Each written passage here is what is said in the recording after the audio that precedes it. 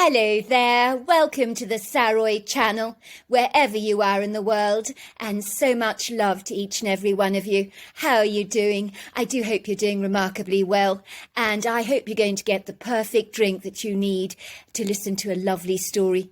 So whatever it is that you enjoy drinking, if it's something rather unusual, you know the rules, let me know about it because I love hearing from you. And before we get started, don't forget to subscribe to the channel, click the notification bell and the thumbs up, and let's get started with tonight's story. Dear Sarah, and all your lovely listeners, it had been a muggy, clammy, soupy hot summer's day, with sweltering ambient temperatures, well in excess of 40 degrees. And with the air conditioning facility having broken down in the offices, everyone was fatigued, hot, grumpy, and sweating profusely. It didn't help that they were working late in the evening, discussing which hot sauce labels should go to market, and debating the labels for a selection of new cookies soon to hit the shelves in American supermarkets nationwide. Barbara Patterson, known by her workmates as Barbie, absolutely loathed hot weather with a passion. She was the kind of person that loved the cold days of winter, especially when there was snowfall, as she thought nothing was more magnificent, seeing the world clothed in carpets of glistening white snow. Granted, she did complain if the weather got too cold, but even so she had always found the cold weather rather invigorating and revitalizing. She was finding the cloying, stifling, suffocating heat in the offices rather insufferable. Everyone was heartily relieved when Bobby, one of the work colleagues, returned from the local store with some ice-cold drinks along with a huge bag of ice. Everyone drank ravenously. Their thirst was insatiable, as dehydration was a huge risk in the rigorous tropical heat. Soon the pizzas arrived on the scene. Everyone seemed to be craving salt in this hot weather, so the cheese on the pizzas did the trick, satiating those quintessential salt cravings. Once they'd eaten their pizzas, Barbara announced that now was decision time. "Now that we've cooled down substantially," said Barbara, "can we get back to work?" Everyone gathered around the board table with heavy groans, as the Turkish bath-like heat had languishingly worn them to a frazzle. Everyone looked like drooping flowers in a meadow, flagging, tired, disinterested, reflecting their impassive lassitude and heedless insouciance. "Look, everyone," said Barbara, taking authority. "I know we're worn out and apathetic, given this god-awful heat wave, and a broken air conditioner certainly doesn't help things, but we really need to discuss the hot sauce label. Once we've made our decision, we can all go home. So I just need you to focus for the next half hour. This one has my vote," she said. "I really love the chilly picture here, of the cartoon character, of a man wearing a sombrero, standing under a Mexican fortune tree, or money tree. It looks very auspicious, does it not? And the casual curls of the free-flowing writing are very relaxed. This whole cartoon makes me think of holidays in Mexico, eating tacos while getting rich," she joked.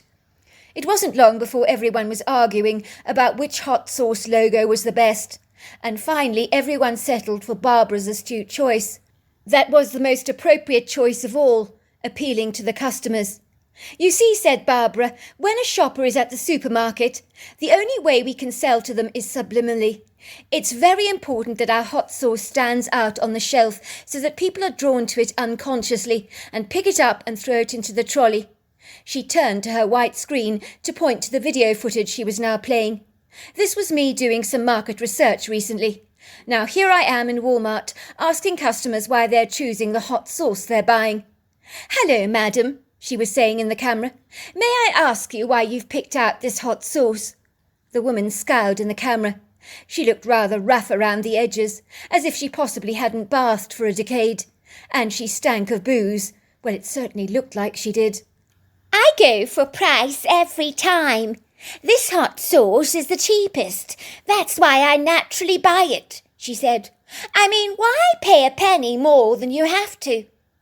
A man was reaching up on the shelf, taking down a bottle of hot sauce, throwing it into his trolley, without even thinking twice about it. Barbara, on seeing him, approached him like a vulture, eagerly descending upon a carcass.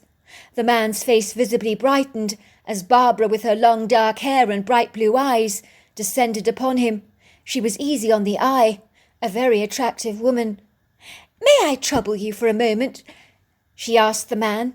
You can trouble me any time you like, he teased her. Look, I was just wondering, sir, why you were buying this particular brand of hot sauce. Oh, this, said the man, examining his hot sauce. Well, it's the brand, is it not? I know it's good. I buy it every time without fail. It's reliable, never lets me down. Rather like my Land Rover Discovery parked in the car lot out there, he joked. No, seriously, I have eaten this hot sauce for many years. My mother used to buy it when I was a child.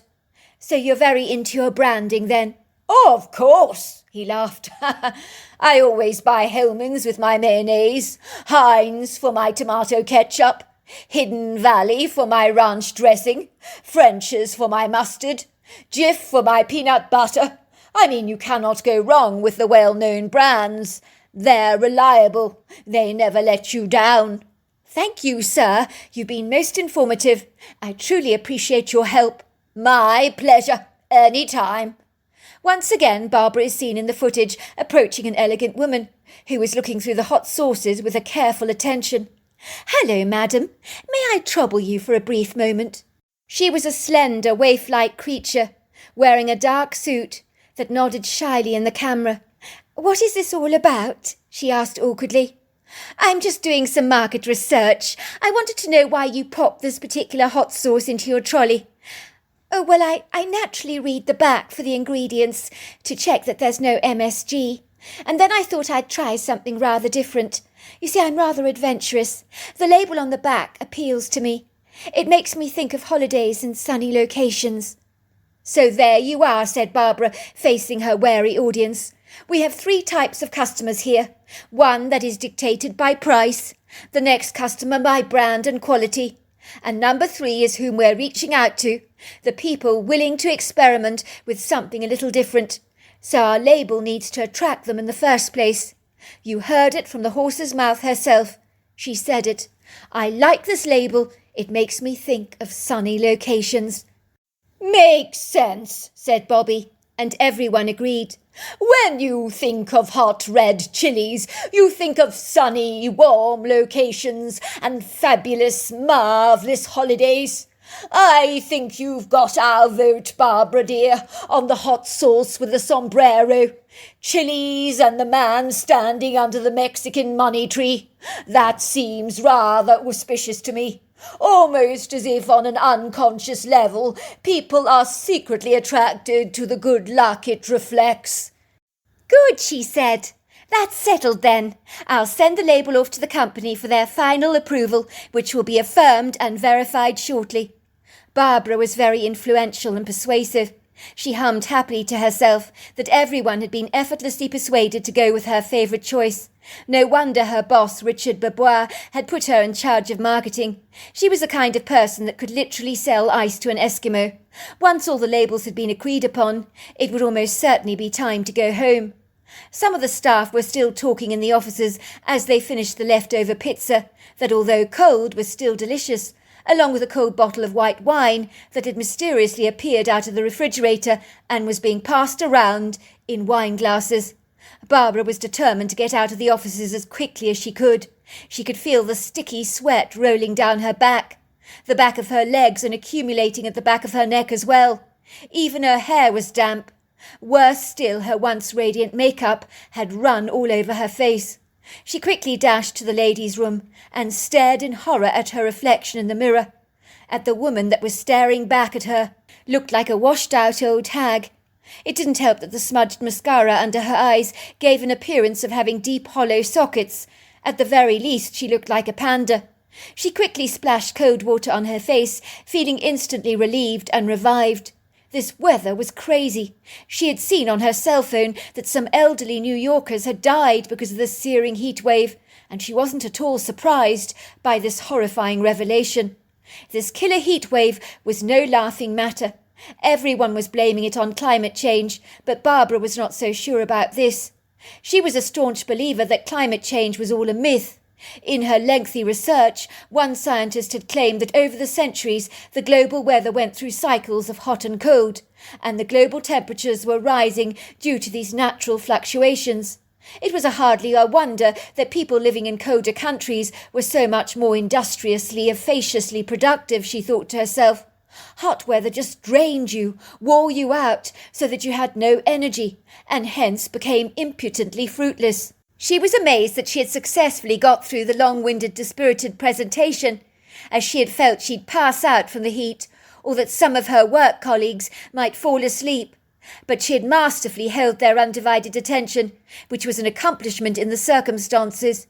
It indeed was a nightmare not to have the air conditioning working, and it could be a few days before it finally got fixed. She had learnt that all over New York people's air conditioning systems had gone awry, and just when you needed them most, it was so typical. She was hoping the maintenance company would be there to fix the problem as soon as possible. Thank God the air conditioning was working in her New York apartment. She could hardly wait to get back home. She was already fantasizing about having a long, warm soak in the bath to soothe away the troubles of such a hot day. It was dark outside in the car park on the 4th floor, where all the staff parked their cars daily at their allocated spots.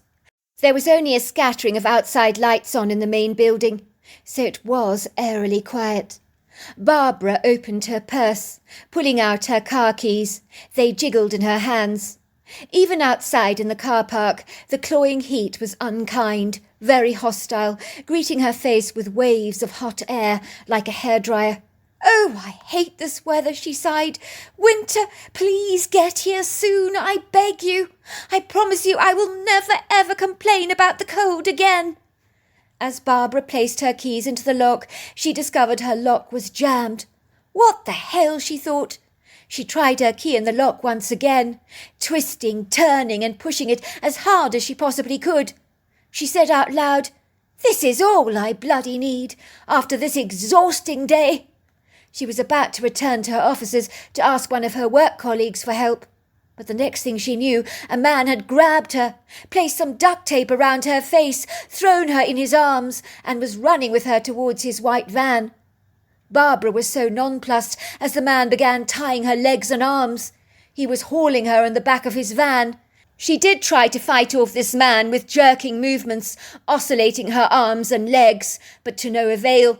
3 of her work colleagues were on their way back to their cars when they saw a strange man stuffing a female figure into the back of his utility van. She appeared to be resisting him. So they approached him to challenge him, wondering if the mysterious woman might in fact be their boss, Barbara, who was supposed to have already left, but her car was still in the car lot, without any sign of Barbara. She had only left minutes before, supposedly. What the heck was going on? They sensed this enigmatic man was clearly up to no good. "What are you doing?" they demanded. "There's a woman in the back of your truck. She appeared to be resisting you. What's going on?" The man looked at them vacantly and said, "I don't know what you're talking about." And then he pulled out his rifle from his holty and shot 3 men at point-blank range. The last one was Bobby, who was begging for his life. "Please don't! Please no!" But the final shot thundered into the air. One more work colleague, who had been trailing behind the others, saw his 3 friends talking to a man standing outside a white utility van, and then one by one he saw his friends being shot at point-blank range. He was so startled, his heart began to thump so violently through his chest. His adrenaline coursed through his veins. He had a desperate desire to get away from this place as fast as he possibly could. His mind was like a roller coaster of emotions. But once the van with the shooter had absconded from the scene, he finally came back to his senses, darting hurriedly towards the man that was managing the car lot on the ground floor. At first the words did not come out of his mouth. It was almost as if his voice had been confiscated by fear, and as if his words were stuck in the back of his throat. The parking attendant knew at once something was terribly wrong, for he had witnessed a dreadful glint in the man's eyes that suggested he was embroiled in a cocoon of shock. He reached swiftly in his pocket, pulling out a droplet bottle of rescue remedy. "Take a few drops of this stuff," he exclaimed. "I suffer from anxiety myself. The stuff works every time." The man reached out for it, pulling almost the whole bottle of rescue remedy into his mouth, and said, "Oh, my word!" Oh, my word! Three men! They've been shot! In the back of the heads! Call the police! Call the police at once! The men had been shot and the police were called to face a dreadful scene of carnage, as 3 dead bodies, all shot at the back of the head, were now dead. But Barbara had been abducted by this strange man, while her car remained in the parking lot, along with her keys and her purse, that were lying on the concrete floor, with her money, lipstick and other odds and ends strewn all over the concrete. "What the hell happened here?" said the police officer, eyeing the scene of carnage with a horror, as there were 3 dead bodies lying on the concrete floor of the car park. Barbara's story. I lay in a stranger's van, in the back, with duct tape taped around my mouth, preventing me from screaming out or crying. My hands and feet were tied up tightly with rope. This stranger had masterfully managed to tie me up with only one hand. I mean, how did he do that? While I'd been fighting desperately to get away. Something told me he'd done this before. The feeling wasn't good. I was in a dreadful state. This had been the most abysmal day of my entire life, with such searing temperatures, and now this had to happen. Just my bad luck. Ostensibly, the van that I'd been thrown into was rather like a sauna on the inside. It was unbearably suffocating. There was absolutely no air conditioning in the back. But then that's what you would expect from a utility vehicle, which should not be hauling around human cargo. The stranger that had tied me up so callously thrust me into the back of the van. 3 of my work colleagues spotted me and interrogated him, asking him why he'd thrown a woman in his trunk. For a moment I had a fleeting hope that I might just be rescued. Then the most terrible thing happened. I heard one gunshot, another, and then my work colleague Bobby begged for his life. Then I heard the 3rd and final gunshot going off. Everything became ominously silent. I could hear my abductor getting into the front seat of the van, slamming the door behind him, and driving seamlessly through the parking bay with an effortless ease. I was shocked and appalled by what had transpired. For a moment it felt so illusionary surreal. All I can say to you is when something happens like this to you, it's almost like you feel you're playing a fictional role in a movie. The director is going to say, "Cut! That was marvellous! Well done! Excellent performance, Barbara!" It felt like the whole thing happening to me was not real. It was almost as if I was outside myself, watching this phantasmic movie. I knew in my gut that my work colleagues were dead. This startling revelation almost seemed hallucinatory, as if I had imagined the whole thing, made it all up. Surely in any given moment someone was going to tell me that this was a double entendre, joke or a shaggy dog story. Please, my mind begged, please may that be the case. But as the van steamrolled and snaked down the long windy uniformed roads that at first appeared seamlessly smooth and frictionless, but then the roads changed significantly, becoming ever more precarious, unstable, rocky and bumpy, so the whole van jolted up and down quite rigorously. I realised then, this was no joke. I was not playing a role in a fictional movie. This was real. I had been abducted by an awful man. 3 of my colleagues had been shot by this vicious reprobate, and were likely to be dead. What were his nefarious, iniquitous intentions with me? They couldn't be good, and would likely end up tragically. The picture was not rosy. The future was bleak, if there was any future at all. I loved my work colleagues like brothers and friends, so knowing that they were very likely dead made me feel sick to my stomach. I could feel my guts churning inside of me, as if I'd eaten something that had given me food poisoning. It would seem your guts are closely connected to our emotions, as mine were grumbling, twisting, turning and churning.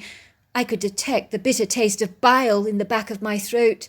Shock can do a strange thing to you. It can have the effect of rendering your mind in a pendulous place of disbelief, a failure to accept what is currently happening to you. It helps to momentarily shield and cushion you from shock. So slowly and surely you come to terms with the horrifying bitter truth of the reality that has transiently ensnared your life like a fly entangled in a silken spider's web. I did not cry. No tears spilled down my cheeks. For a moment my mind emptied itself of any thoughts.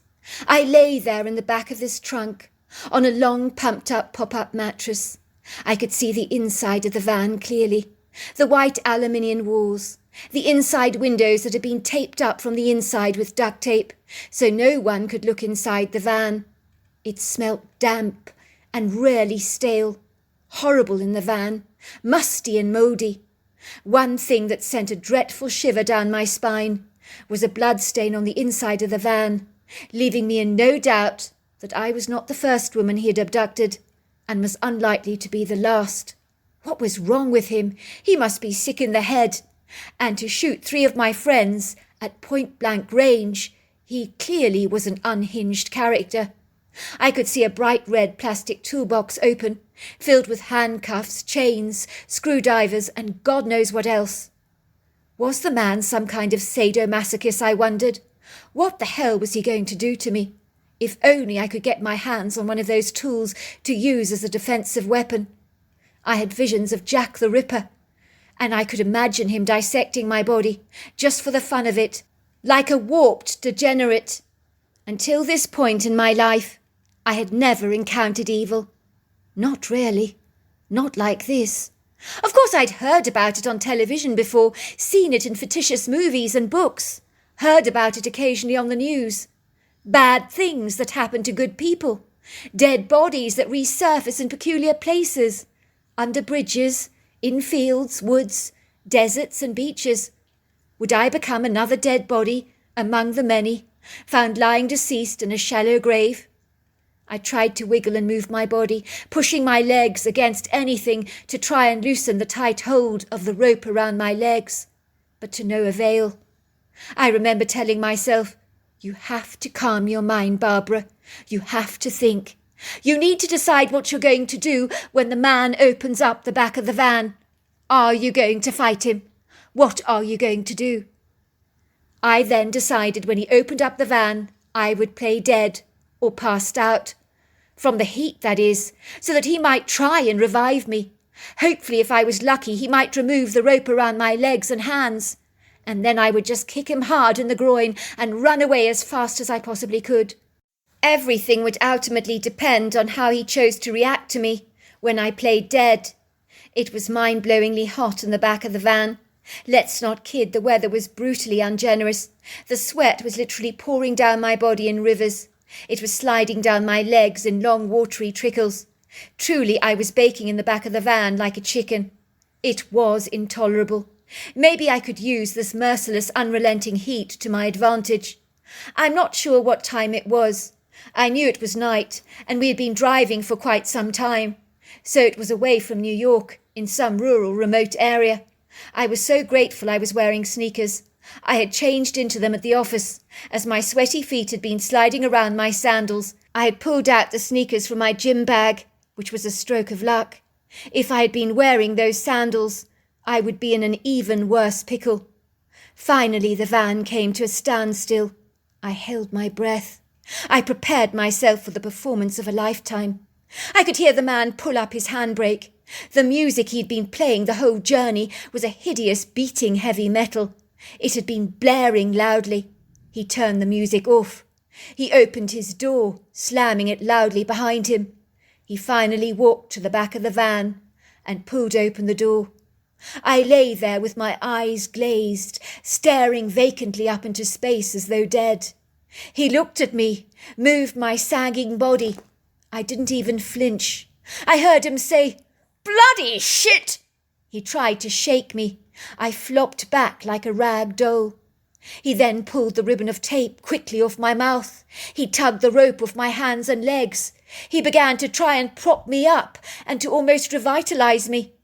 I couldn't believe it. He'd removed the rope from my hands and feet. My trick had worked. What a complete idiot! I deliberately rolled my eyes in the back of my head and breathlessly said, "Water! Water! So hot! So hot!" I looked like I was about to drop dead.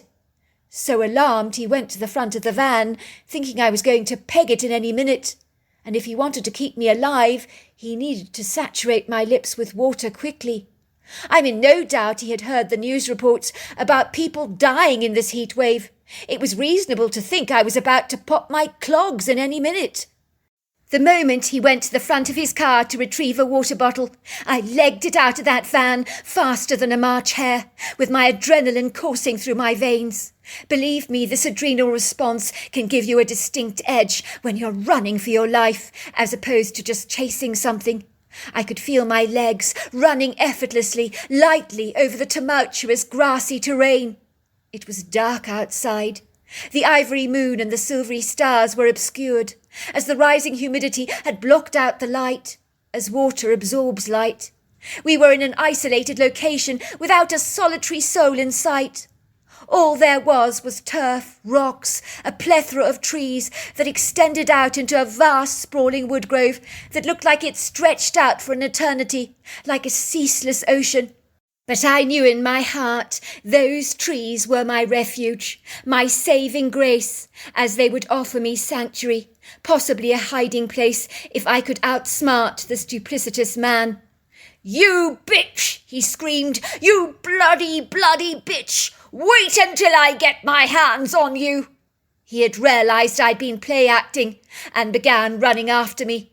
He'd gone back to his truck to get a torch and his revolver, so those delays were to my advantage.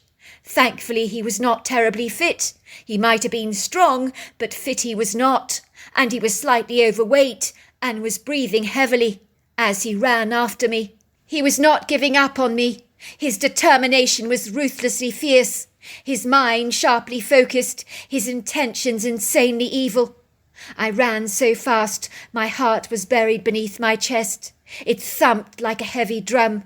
My breath was fast, laboured, exceedingly fatigued. I entered this woods and I could feel my clothes were saturated and soaked by my own sweat. Thankfully the wood grove was cool and refreshing. The relief under the shade of these towering trees was immense.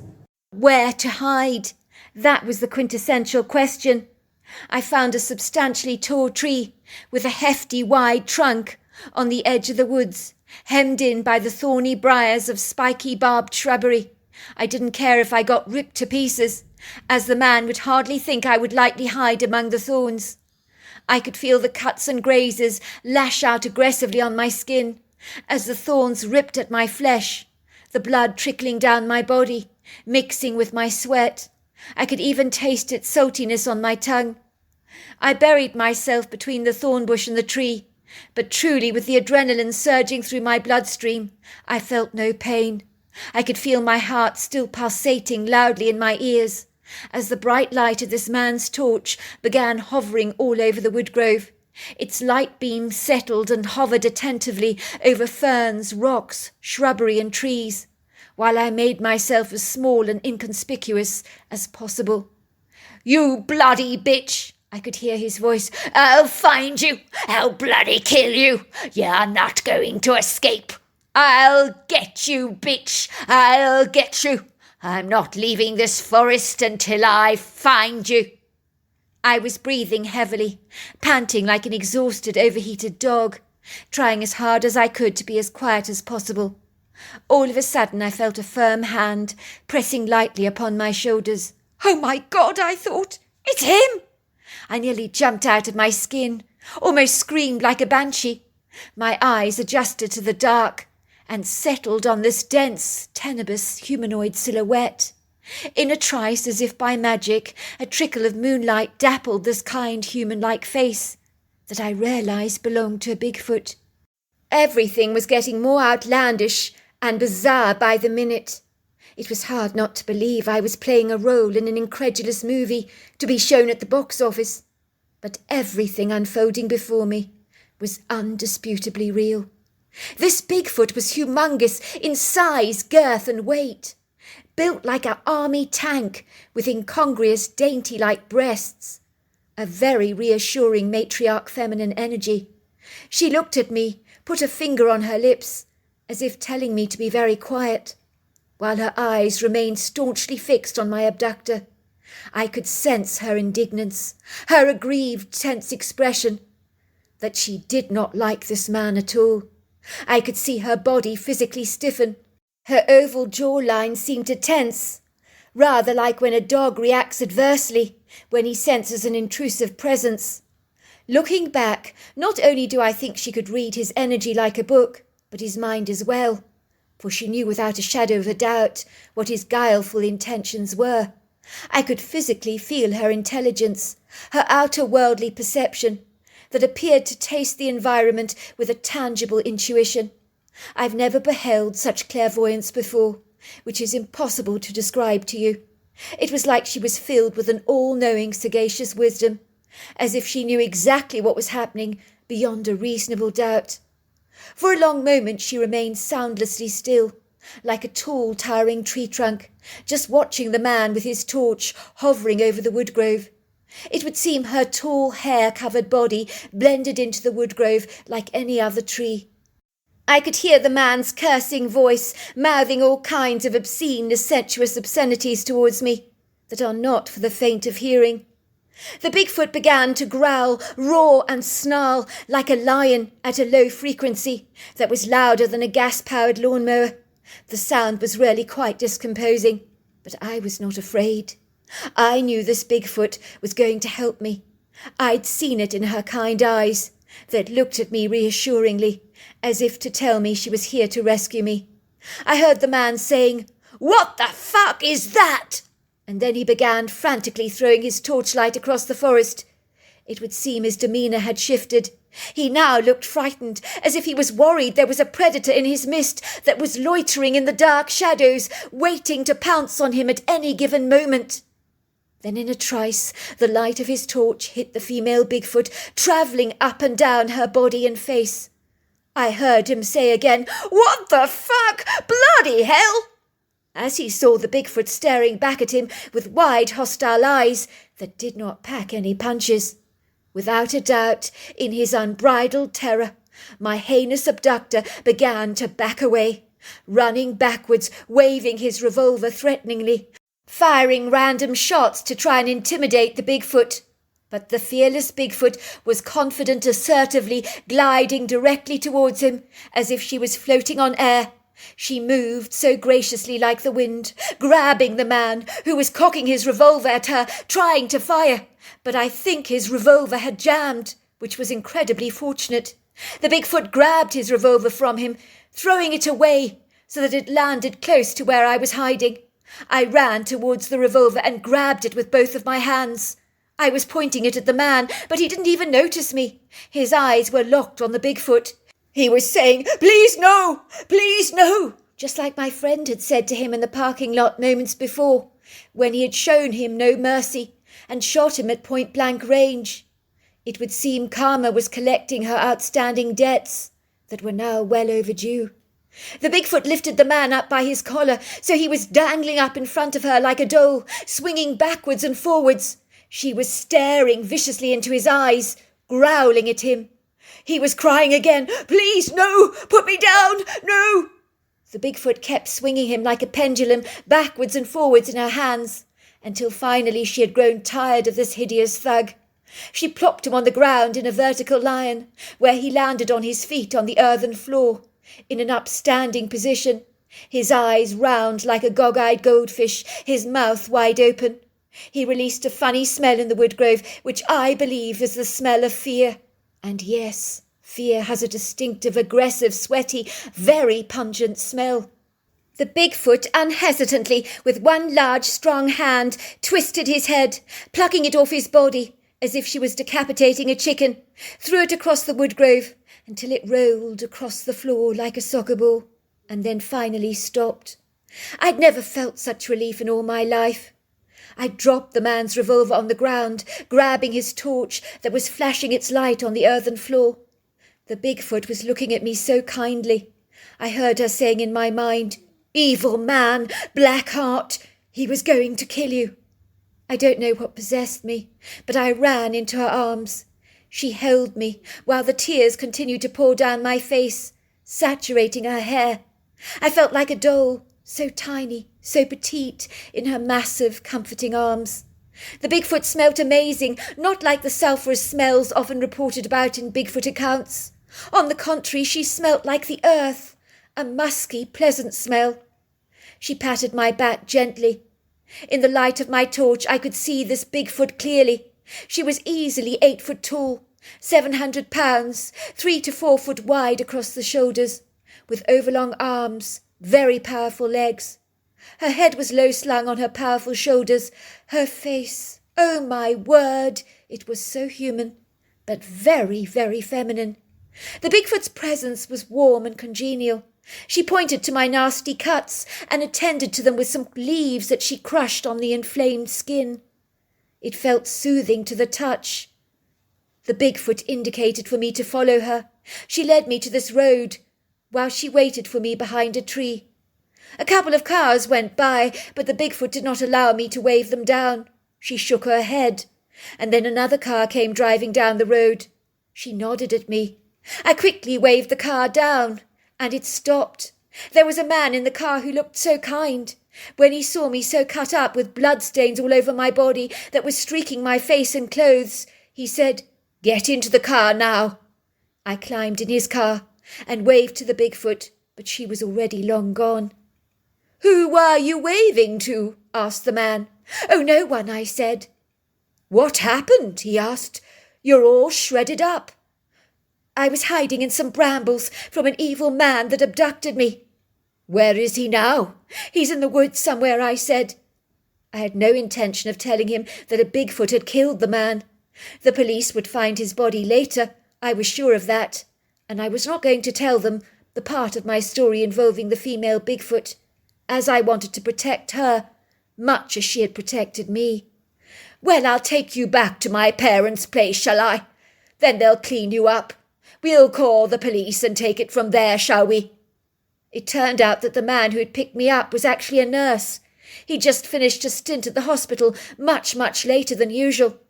I looked at the clock. It was 9:30 in the evening, and the road that the Bigfoot had led me to was often frequented with regular traffic until about 10:30. "Here we are," said the young man, pulling up this long driveway towards a delightful-looking farmhouse where his parents lived.